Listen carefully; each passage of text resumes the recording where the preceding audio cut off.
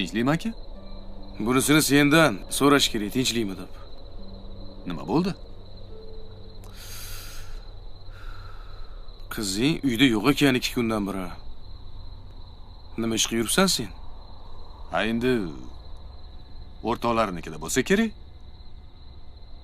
Lola unaqa yomon qiz emas-u. Yaxshi qiz bo'lgani uchun diskotekidan olib keldilaringmi?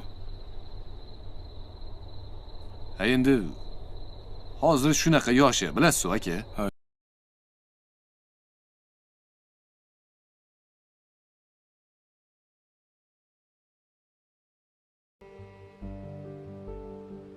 Uylansam ham shu qizga uylanaman deyapti. Bilasizmi? Uylanmagan yigit ko'rgan ayolga uylanishi bizani o'zbekchiligimizga ham to'g'ri kelmaydi-ku. Men ham onaman, men ham o'g'il katta qilganman. Qaysi ona o'zini o'g'lini go'shangaga kuyov bo'lishini xohlamaydi? To'g'ri. Endi o'g'limni ko'ngli shu qizda ekan. Bilasizmi? 3 yildan beri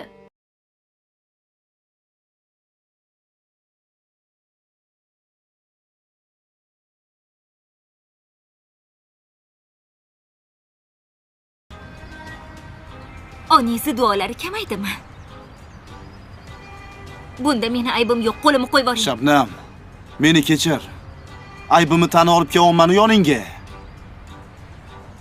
Seni sevganimni men kech tushundim.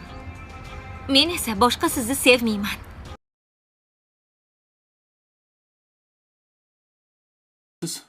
Tinch, yaxshi. Bitta narsaga tushunmadim. Ne deding uyni mehmonxonaga arendaga berib yubording? Endi hech kim yashamagandan keyin dodamdan keyin o'zim ham yashamadim.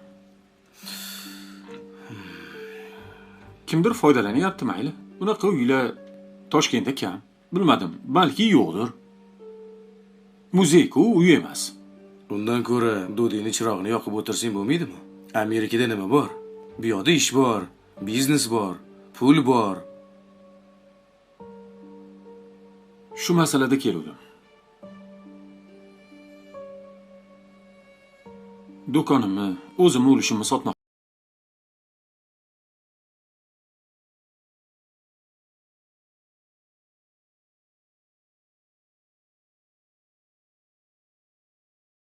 Kadrlar bo'limiga marketing bo'limiga marketolog qilib joylashsin. Faqat marketing bo'limi boshlig'i Dildor opadan suhbatdan o'tsin.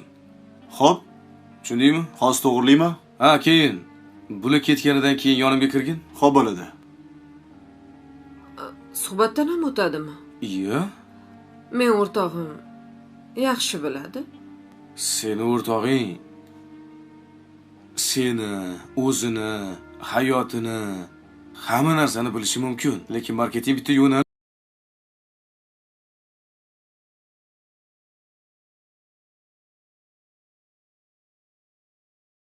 Shuning uchun aka, 10 ta odam bilan imtihon qiling. Hammasidan o'tib beraman. O't beradi. bo'pti. Menga qara. Qizing bilan gaplashdingmi? Siz olib ketdingiz o'qish. Yo, telefon qilmadimi, yozmadimi? Men bilan gaplashayotgani yo'q. Nima bu?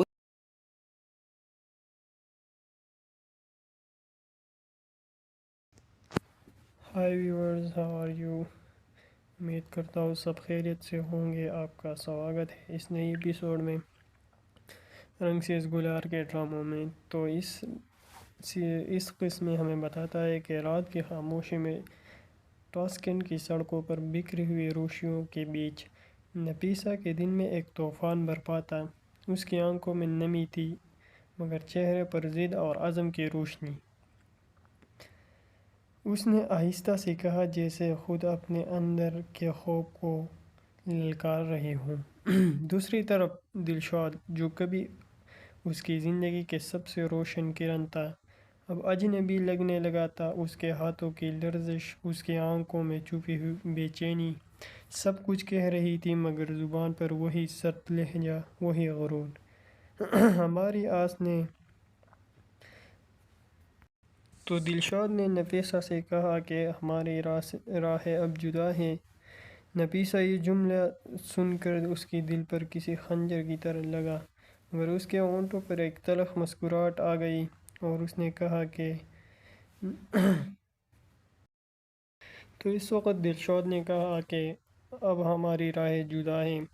ये जुमला नफीसा के दिल पर किसी खंजर की तरह लगा, मगर उसके होंठों पर एक तलख मुस्कुराहट आ गई और उसने दिलशाद को कहा कि तुम अपने आप को धोखा दे रही हो, मैं तुम्हें जानती हूँ। नफीसा एक मजबूत औरत है, मगर इस किस्म में उसकी कमज़ोरियों की झलक भी नज़र आती है। उसके अंदर की माँ, बीवी और इंसान तीनों एक दूसरे से बरसरी बेकार हैं। वो अपनी बेटी मलिका के लिए सब कुछ कुर्बान करने को तैयार है, लेकिन जब उसे पता चलता है कि दिलशाद ने उसके ख़िलाफ़ एक साजिश में हिस्सा लिया है तो उसकी दुनिया अंधेरों में डूब जाती है।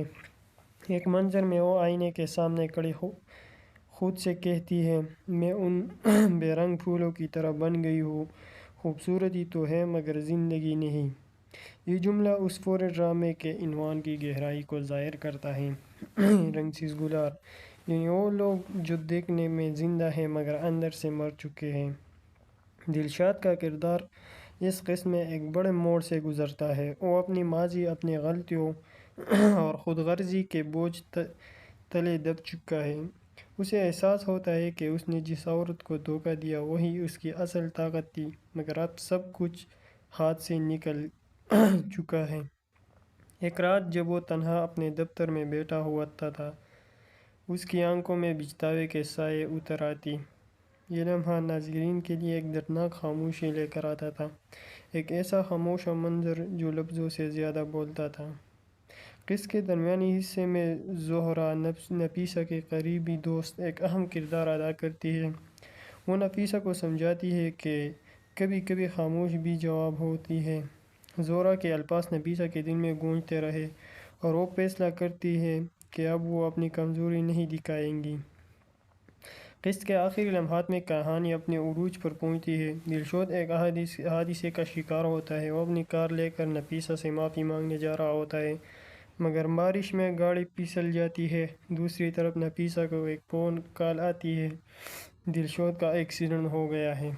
वो दौड़ती हुई अस्पताल पहुंचती है और आंखों में आंसू, दिल में बेचैनी। वो दिलशाद की बेहोश देखती है तो उसको लबों से बस एक जुमला निकलता है, क्या तुमने मुझे माफ़ कर दिया है? तो सब्सक्राइब माई चैनल।